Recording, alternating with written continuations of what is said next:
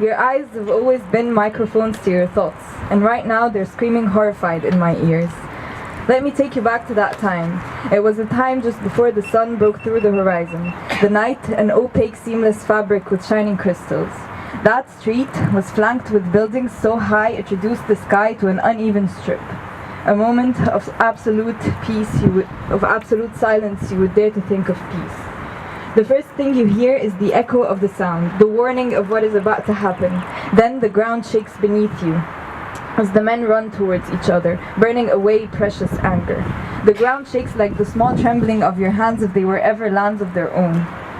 The troops advance. Opposite they run as fast as their feet would let them go, as if their salvation lays on the other end of the dark road.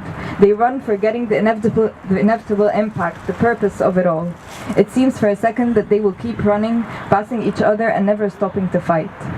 Their heads swirl with adrenaline, painting images of blood spatter and the taking of lives fools them into thinking they will escape their fate. Each one of them is alone, even if together. Side vision so blurry they will forget they even ran in the same direction. And if you dig deep your hands into the asphalt, you hear the whispers of their stories, how they all have the same hearts almost beating in unison, the same blood almost interchangeable, the same flesh with the same scars that they wore as medals of honor. A civil war. The worst of all wars, battles of greed where they neatly fold their similarities and tuck them in a back drawer before putting on their uniforms, and make out of their differences oceans of poisonous salt water that no one dared swim. A water that mutated them and made them forget how to breathe air. When they finally meet, you will not recognize them from each other.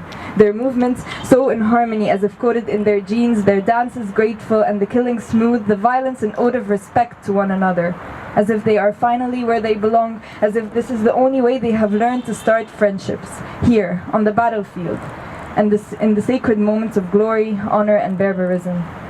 This is where it all starts and where it all ends, and the front is a series of perfect instants of eyes meeting and souls flying so ephemeral they become cherished in each of their hearts. Their bodies, torches of passion, beaming flashes of light, and the earth becomes the sun, lighting up the skies above.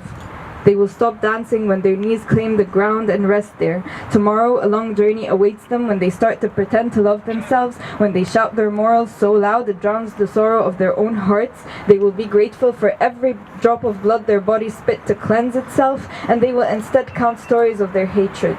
A hatred that becomes their compass of belief, that those who seem to be their reflections in the mirror, those who looked like their fathers and sons, were in fact the children of a different race, a race so far away from what they are they forget to call it human. So don't look at me this horrified when I call you a civil war. Drown the sound of your beautiful eyes, because you are a walking, breathing battlefield where your heart and mind are just too stubborn to coexist. Thank you.